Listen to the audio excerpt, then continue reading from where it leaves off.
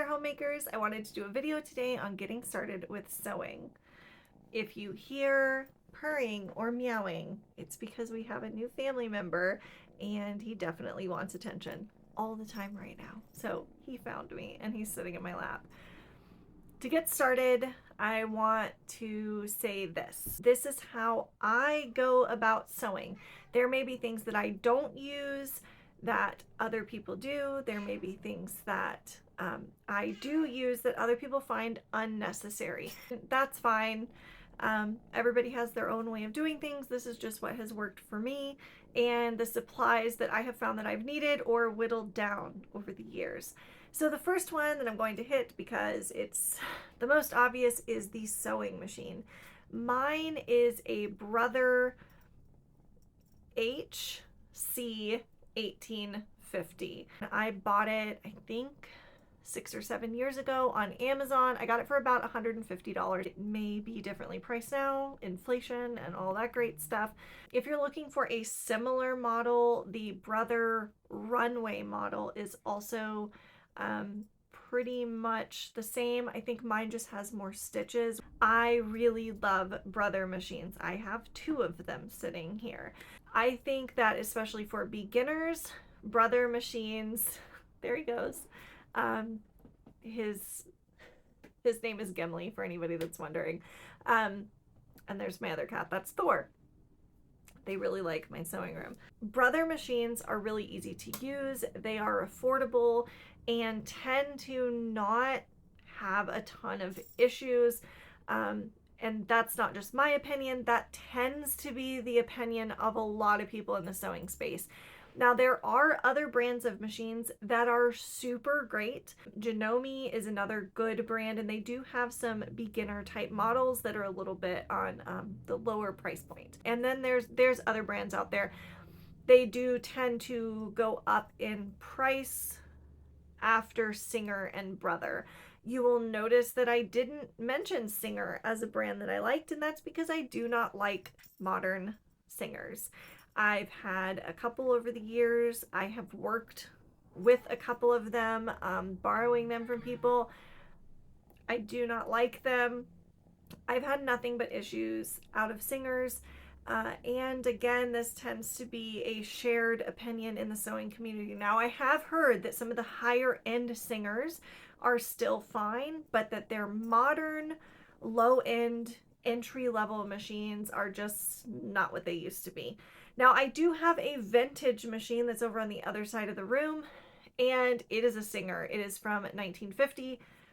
It is absolutely amazing. I love that machine. It is all metal. It is a beast. I use it for working on jeans, on canvas. I sew leather with it. Like, it's an amazing machine. But for beginner entry-level modern machines, I cannot suggest Singer. I'm really sorry.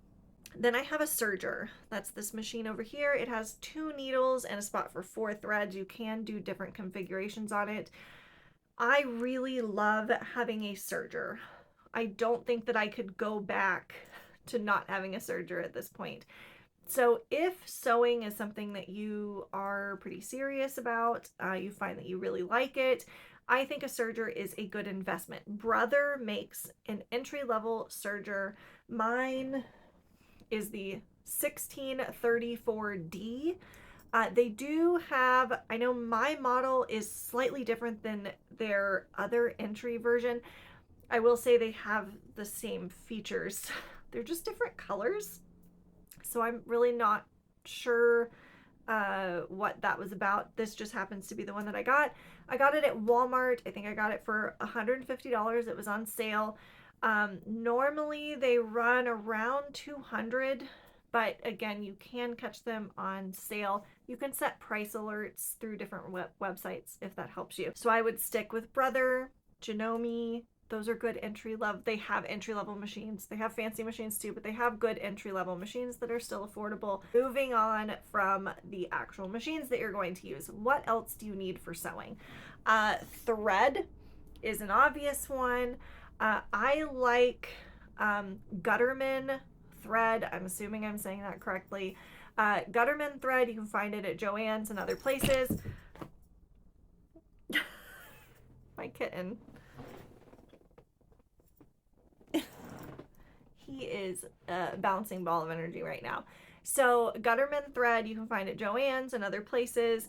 And it's just really good, strong thread. The Hobby Lobby brand Sewology, their thread is also really good. I compare it to Gutterman. It feels the same as Gutterman to me, and it sews equally as well, and they usually will put that on sale like once a month. So that's something to keep in mind. Coates and Clark thread. Here is my personal opinion. It is cheaper.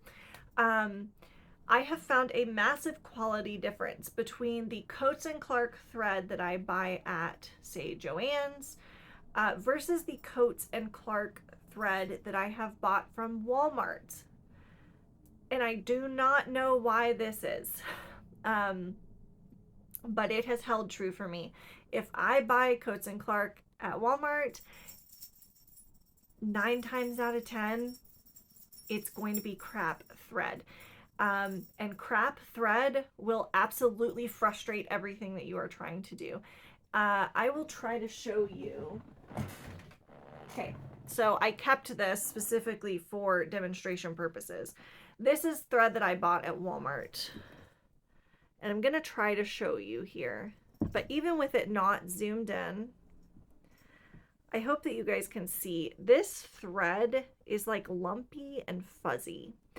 When I put this in my machine, I thought this is editing Samantha popping in to show you the difference. I was about so here's the bad thread that I was showing you. You can see it actually looks like it's unraveling. You can see these separate threads that make up the sewing thread.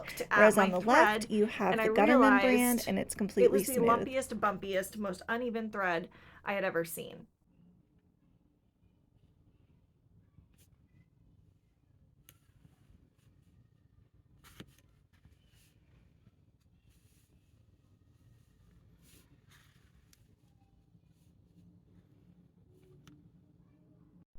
If you use bad thread, it is going to create like bird's nests underneath your fabric. It's going to clog up underneath your needle. You are going to be very frustrated. So inspect your thread. If it looks lumpy and bumpy like that, don't use it. Also, I love estate sales. I love yard sales, and I do buy thread at yard sales, thrift stores, estate sales, but I always check it, because sometimes thread will start to dry rot if it has been stored for a very long time. If you use dry rotted thread, you're going to run into the same problem. So I tend to just buy new thread. I do have some vintage thread that I keep around. Sometimes I use it for hand repairs, but I tend to only use new thread when I'm sewing, because if I'm going to take the time to sew something, I want the seam to stay in place. As far as needles, you know, we've covered our machines, we've covered our thread, now we're going to cover needles. I use the Schmetz needles. I find that they work just fine for me. Singer does sell their own brand of needles. Schmetz works fine. You can get these online for even cheaper than you can get them at Joann's. If you're going to be sewing stretch fabrics, get jersey needles or stretch needles. They have sizes on them. So they'll be like 80, 12, 90, 14, 75, 11. Okay, usually you're going to want to stay between 70 and 80 for most of your fabrics. As you get into thicker fabrics, you will want a bit of a bigger needle. But for most stuff you're doing at home, a 70 to 80 size is going to be completely fine. So those are the needles that I use. Always be sure to change your needle. If you are having issues with your sewing machine, change your needle, check your thread. Those are the first 2 things you should do. I try to remember to start every project with a new needle, or at the very least every couple of projects, depending on how much I'm sewing at the time or how big the project is. Like if I'm making an Easter dress for my daughter, I'm going to put a new needle in the sewing machine. If I'm just sewing a bunch of leggings, which is what I'm up here about to do today, then I'll switch out the needle, you know, every 5 or 6 pairs of leggings. So that's my preference, but I will say switching out your needle more often is better than not switching it for a year, because I know some people that do that and then they wonder why their machine isn't working. It's like, well, your needle is very dull. So next thing you're gonna need is scissors. Now, I was very lovingly gifted some very nice scissors this past Christmas. I have wanted a pair of these Ginger, I think is how you say them, scissors for a long time, because they're very nice scissors. You can take them to get them sharpened. These will last me my entire life. They're $25-30 a pair. So it is an investment. So when you're just starting out, you do not have to get an expensive pair of scissors. I used a cheap pair of scissors for a really long time. As you can see, I tried to write fabric only on them. That was futile. My children still used them for other things. You can see I've had to put electrical tape around them because the stuff, the padding was coming off. Now these are relegated to cutting out patterns and things because I have my very nice scissors now. I also suggest a rotary cutter. This one is Fisker's. It has a safety feature on it that I really love about this particular rotary cutter. Rotary cutters will eat you up. Please believe me when I say that. They will cut the ever-living daylights out of you. They are extremely sharp. And you are going forward with so much force that if you go into your hand,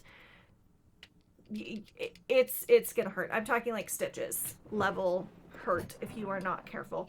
So please be careful with your rotary cutter. But a rotary cutter and a cutting mat are extremely useful if you're going to be doing a lot of clothing. Just be careful. I like this particular one because that's how you push it out. And then I just train myself to click that button and it retracts it so that I can't hurt myself. So I'm holding it in my right hand. Okay. So I have just trained myself, as soon as I'm done doing a line, I'm hitting that button and putting the blade back in, because it only took one time of me cutting the heck out of my finger for me to switch over to a safety feature rotary cutter. I also suggest a pair of snips. This is just really nice for snipping threads as you go, because it's less effort than the scissors, if I'm being honest, because it opens itself back up. Seam rippers. You're going to become friends with your seam ripper, I promise. I'm still friends with mine and I've been sewing for a long time.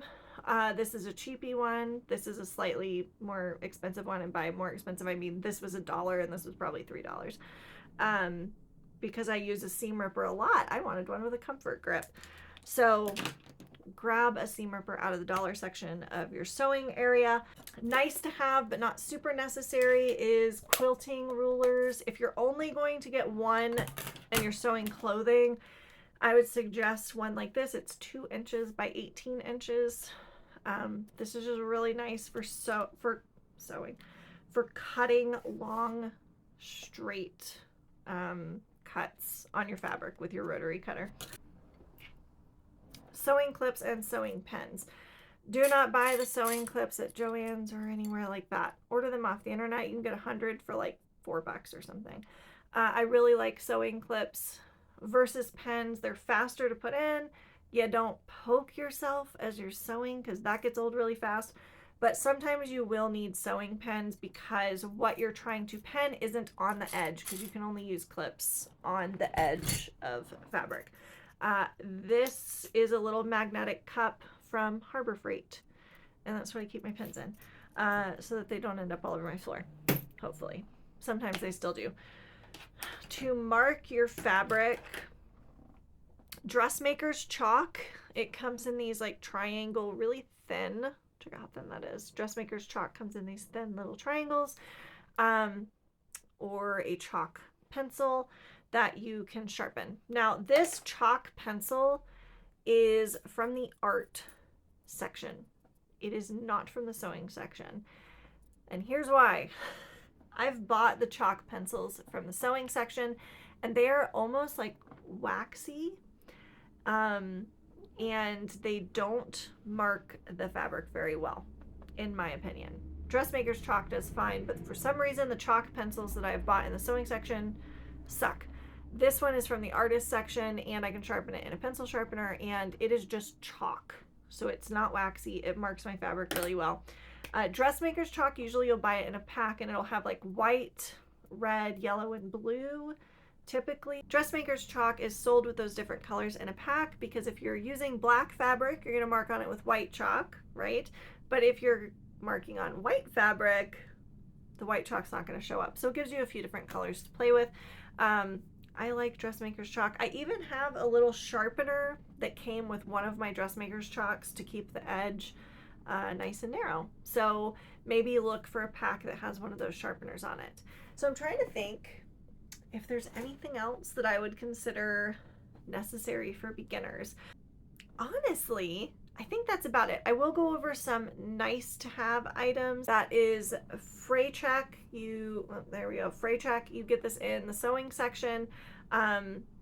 It's exactly what it sounds like. If you think the fabric is going to fray, you just dot, dot, dot a little bit of this on it, and it stops it from fraying, and it doesn't wash out.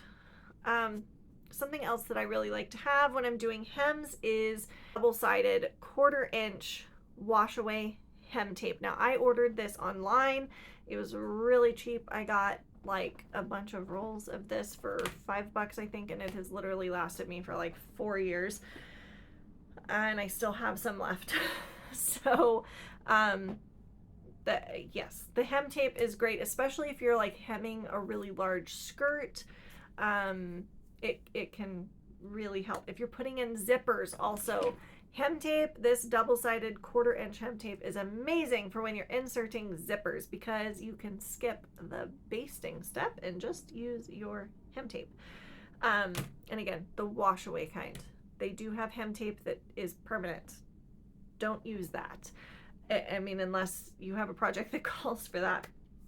I will give a couple of tips on how to save a little bit of money on getting started with sewing, because this hobby does have a lot of little bits and pieces, and fabric itself can be an investment depending on what you're sewing. So I will say, on your machine, do not buy a used machine without testing it. Just save yourself the heartache. There are a lot of people that will sell a machine on Facebook Marketplace or elsewhere, and they will not disclose to you that the machine is not working. And if the timing is off in a machine, 9 times out of 10, you cannot fix it, and it will not be worth it to take it to someone to fix. Like, even my brother right here that I love so much, most repair shops would tell me that if the timing became off in this, that it would not be worth it to fix it, because the machine is cheap, and it would often be cheaper to just replace the machine instead of paying a repair person to repair the issue with the timing. Also, a lot of modern machines are made with plastic on the inside.